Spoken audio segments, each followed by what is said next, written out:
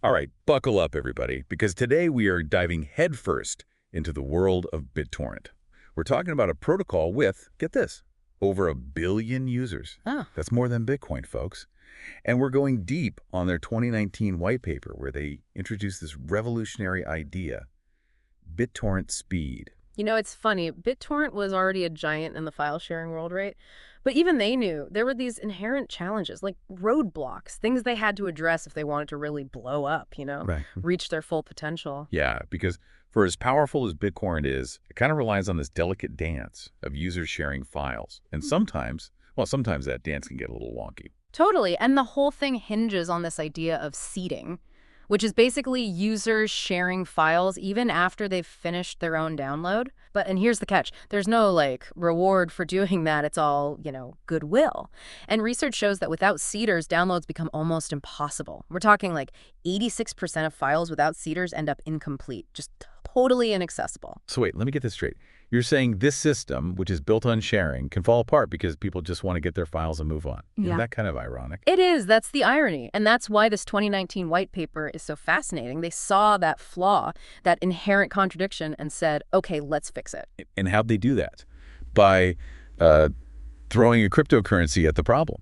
Well, it's a bit more nuanced than that, I'd say. It's not just about, sprinkling some digital coins around and hoping for the best. It's about creating a system within the system, like a microeconomy that runs on incentives and rewards. Okay, now you've got my attention. That's super interesting. So tell me more about this microeconomy. So it all revolves around this thing called BitTorrent Speed and a new cryptocurrency, BTT, or BitTorrent Token. Essentially, it's turning seeding, making it into a service that you can get paid for. You get rewarded for it. Okay, so instead of just crossing your fingers and hoping people are feeling generous with their bandwidth, BitTorrent Speed lets you, pay them. I can get behind that. That's the idea. It's about incentives, right? Yeah. So imagine you desperately need to download the latest episode of, let's say, a certain podcast, hypothetically speaking, of course, Okay. called The Deep Dive. With BitTorrent Speed, you could offer up a little BTT, sweeten the deal a bit to get folks to seed those files faster. They get a little something. You get your download quicker. Win-win, Yeah. right? It's like, I don't know, tipping, but for internet speed. Exactly. It's about making sure everyone's working towards the same goal, faster, smoother downloads for everybody. Okay, but doesn't that just add a whole other layer of, I don't know, complexity? Like, how do they make sure it's fair? What's stopping someone from hoarding all the BTT? Yeah. Or doing something even sketchier? Oh, good questions. That's where it gets really clever. They use this combination of things, like this built-in bidding system. So people are basically, offering BTT for faster seeding. Like an auction.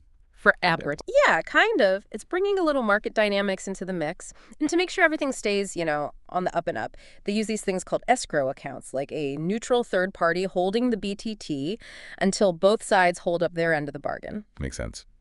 But, okay, this is cool and all, but I feel like this whole microeconomy thing, Yeah. it's like the tip of the iceberg, right? There's more to this BTT story. Oh, absolutely. This isn't just about getting your downloads faster anymore. This is about building a whole new web, a decentralized web powered by BTT. Okay, now we're talking. A decentralized internet powered by BitTorrent. All right, you have my attention. What does that even look like? A decentralized web powered by BitTorrent. Okay, you've officially piqued my curiosity. What does that even look like in practice? Oh. Imagine a web where content can't be censored because it's not stored in any one place. A web where you control your own data, not some giant tech company. That's the promise of a BTT-powered internet. So we're not just talking about downloading the latest season of, I don't know, Stranger Things faster. This is about freedom of information, data privacy, the big stuff. Exactly. The white paper outlines 3 major services built on BTT. First up, decentralized content delivery. Remember those 86% of files that become inaccessible without seeders? With this, content is distributed across a network, making it virtually impossible to censor or take down. Wow, that's a game changer. What's next on their list of internet revolutionizing services? Next, we have decentralized storage. Think about how much we rely on cloud services for backups and file sharing. With BTT, that storage becomes decentralized, spread across the network. Your data, your terms. No more worrying about data breaches or big tech peeking into your holiday photos. Okay, I'm already feeling more empowered just thinking about it. What's the third service they're building? This one is particularly fascinating, especially for those of us who travel or deal with restrictive networks. It's called decentralized proxy service. A decentralized proxy. Okay, now you have to explain this one. I have no idea what that even means. Think of it like this. You're traveling abroad and you want to access your favorite streaming service, but it's blocked in that region. Frustrating, right? The worst. With a decentralized proxy service powered by BTT, you can bypass those restrictions. It's like having a secret network of digital tunnels that let you access content freely and securely no matter where you are. So to recap, with BTT, I can access content freely, control my own data, and even hop over digital walls like a tech-savvy ninja. Sign me up. And here's the best part. BitTorrent isn't building a walled garden like we see with some tech giants. They're creating an open ecosystem, providing the tools and infrastructure for anyone to build upon. It's a much more collaborative and democratic approach to the future of the internet.